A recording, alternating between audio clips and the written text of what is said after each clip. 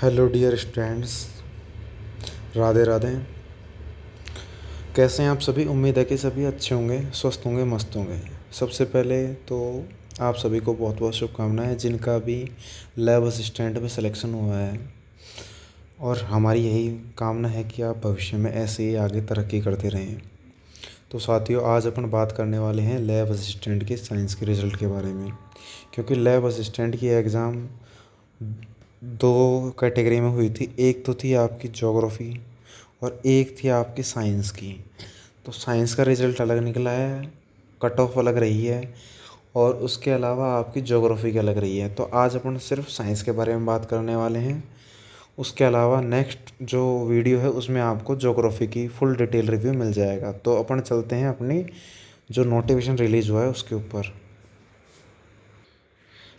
तो साथियों, जैसा कि आलोक राज जी ने आपको एक दिन पहले ट्वीट करके बता दिया था कि आपकी लैब असिस्टेंट का और वनपाल का रिज़ल्ट जारी हो जाएगा, और उसी हिसाब से 15 अगस्त तक आपका रिज़ल्ट रिलीज़ हो चुका है। जैसे कि आप आज 15 अगस्त है, आज सभी को बहुत बहुत शुभकामनाएँ 15 अगस्त की, यानी आपके इंडिपेंडेंट डे की सभी को बहुत बहुत शुभकामनाएँ। उसके अलावा जिनका सिलेक्शन हुआ है उनको ढेर सारी शुभकामनाएँ, चाहे आपका वनपाल में हुआ हो या फिर आपका लैब असिस्टेंट में हुआ हो।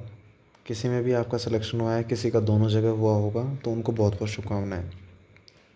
आज अपन सिर्फ बात करने वाले हैं लैब असिस्टेंट साइंस के बारे में। तो ये है वो आपकी विज्ञान यानी साइंस की वैकेंसी। इसमें इन्होंने एक साफ कहा है कि बोर्ड द्वारा प्रयोगशाला सहायक, कनिष्क प्रयोगशाला सहायक संयुक्त भर्ती 2026 के अंतर्गत राजस्थान सरकार के शिक्षा एवं अधीनस्थ बोर्ड 2000 सेवा नियम 2021 जो इनके नियम हैं, रूल एंड रेगुलेशन, उसके लिए इन्होंने एग्ज़ाम कंडक्ट करवाई थी, जो कि प्रयोगशाला सहायक एवं कनिष्क सहायक भर्ती 2027 एंड अनुसूचित 1011 अनुसूचित क्षेत्र के 168 पदों, टोटल 1169 पदों के लिए एग्ज़ाम करवाई गई थी।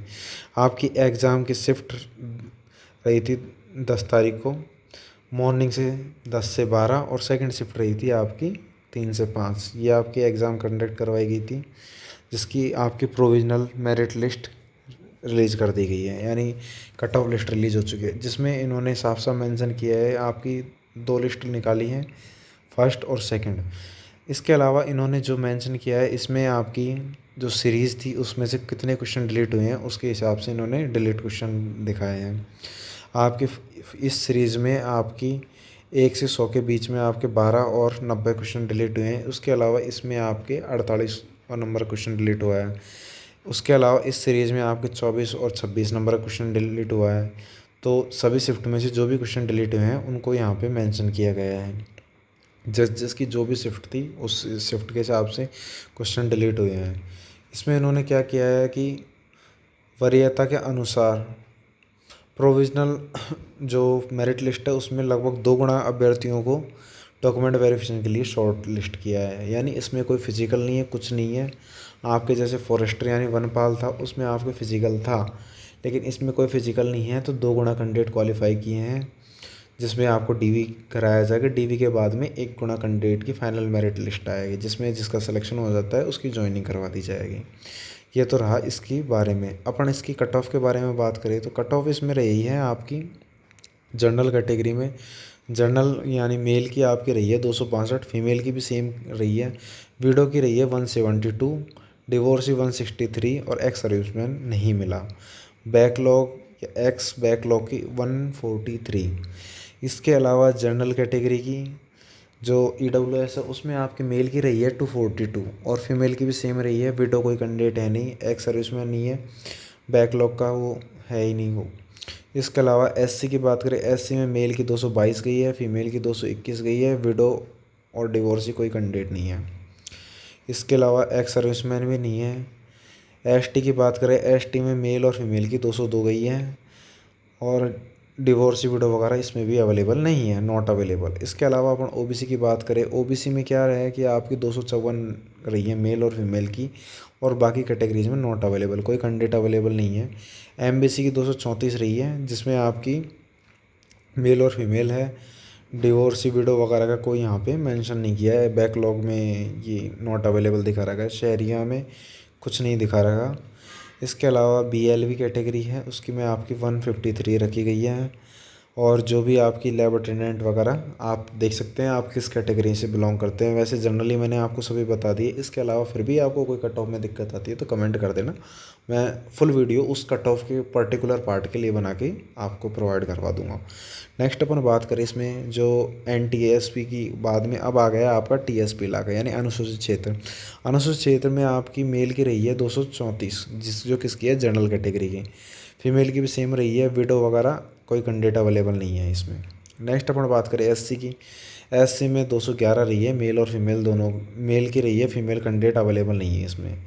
इसके अलावा अपन ST की बात करें, ST में मेल और फीमेल बैकलॉग की 141 रही है। उसके अलावा हम नेक्स्ट बात करें BLV वगैरह, इन सभी की कट ऑफ इन्होंने साफ मेंशन नहीं कर रखी यहाँ पे, यानी नॉट अवेलेबल, यानी 40% नंबर नहीं आए होंगे कैंडिडेटों के तो नॉट अवेलेबल, उनको बाहर डिस्क्वालीफाइड कर दिया है। जिस किसी ने 10% से ज़्यादा गोले छोड़ दिए उसको भी इन्होंने डिस्क्वालीफाइड कर दिया। नेक्स्ट अपन इसमें बात करें तो बालक सेवक और लैब अटेंडेंट, इसकी रही है 185। SP की रही है 223 यानी आपकी 223। जो इन्होंने जो नॉर्मलाइजेशन वगैरह जो भी किया है तो उनका जो फार्मूला है वो इन्होंने यहाँ पे मेंशन किया है। इसके अलावा जो इम्पोर्टेंट बात रही, जो मैं आपसे अभी बात कर रहा था, वो बात है कि आपने जिस कैंडिडेट ने 10% से ज़्यादा ऐसे गोले थे 5, तो उसमें से किसी ने जैसे एक B और C और D और लास्ट में E, यानी किसी को कोई क्वेश्चन आ रहा है तो उसने इसको गोला कर दिया, किसी में B आ रहा है तो उसने इसमें गोला कर दिया, किसी को C आ रहा है उसने इसमें कर दिया। और जब उसको क्वेश्चन नहीं आ रहे तो उसने क्या किया, ये गोला फिल कर दिया, यानी E ऑप्शन फिल कर दिया। अगर E ऑप्शन खाली छोड़ दिया तो आपकी OMR चेक नहीं हुई 10% से ज़्यादा गोले, यानी जैसे कि आपके पेपर में 100 क्वेश्चन है, 100 में से आपने 10 गोले छोड़ दिए तो आपकी OMR जांच नहीं होगी, क्योंकि वो कंप्यूटर के द्वारा जांच होती है ना कि किसी आदमी के द्वारा। तो कंप्यूटर उस चीज़ को स्कैन नहीं करता, छोड़ देता है।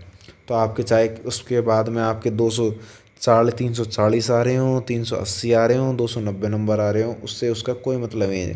चाहे आपके 290 नंबर आ रहे हैं, आप क्वालिफाइड हैं, बढ़िया ही रैंक आई है, फिर भी आपकी OMR शीट जाँच नहीं होगी। इन्होंने साफ साफ पहले ही मेंशन कर दी। इसके अलावा इन्होंने जो वरीयता सूची है वो 2 गुना की निकाली है, 2x, यानी जितने भी कैंडिडेट है 2 गुना की मेरिट लिस्ट निकाली है इन्होंने। आपकी स्क्रूटनी फॉर्म आपका 17/8/2026 से 31/8/2026 तक खुले रहेंगे, यानी आपके 17 तारीख से और 31 तारीख तक आप स्क्रूटनी फॉर्म फिल करवा सकते हैं, जिसके बाद में आपको DB के लिए बुलाया जाएगा। आपको डिस्क्रिमिनेशन वगैरह जो भी इनकी फॉर्मेलिटीज़ है वो सभी पूरी करके आपको फॉर्म अपलोड करना पड़ेगा। नेक्स्ट अपन बात करें, इसके अलावा इसमें किसी भी अभ्यर्थी ने, जैसे किसी ने कोई गलत सूचना या गलत कुछ भी चीज़ डाल दी हो चाहे मित्र वाले ने, तो अगर उसमें कोई भी त्रुटि पाई जाती है तो उसको वहीं पे रिजेक्ट कर दिया जाएगा उसका कैंडिडेचर, और वो उसकी जो मेरिट लिस्ट है उसमें से उसको डिस्क्वालीफाइड कर दिया जाएगा।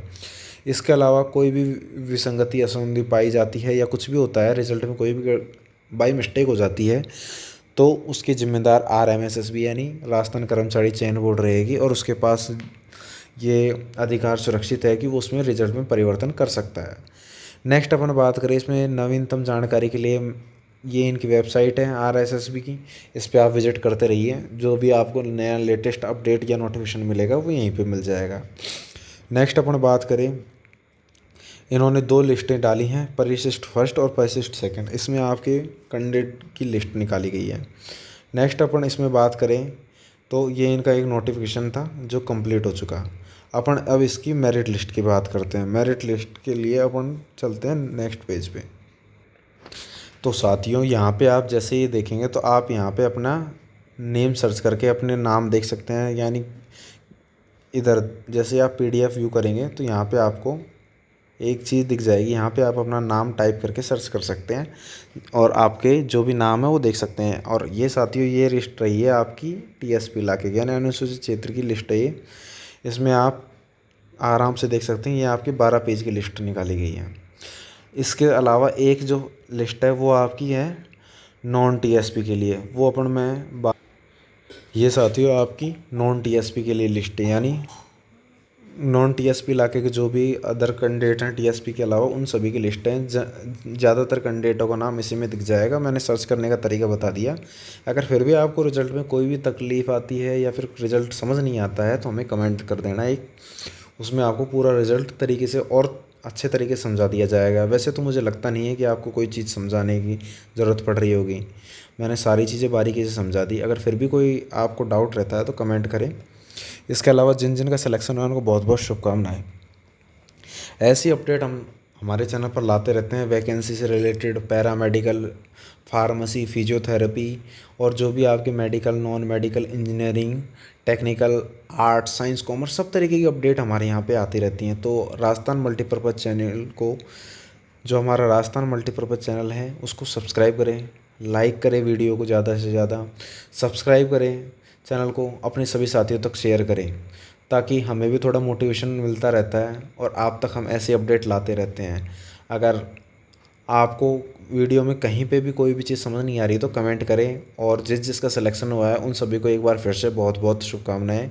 सभी कमेंट में किस किस का सिलेक्शन हुआ है जिस अपना बात ज़रूर शेयर करें। तो साथियों, मिलते हैं नेक्स्ट वीडियो में। नेक्स्ट वीडियो आपका ज्योग्राफी के ऊपर हो रहेगा, क्योंकि साइंस का मैंने बना दिया। साइंस में आपको कोई भी दिक्कत आती है तो कमेंट कर देना। मिलते हैं नेक्स्ट वीडियो में। धन्यवाद। Thank you.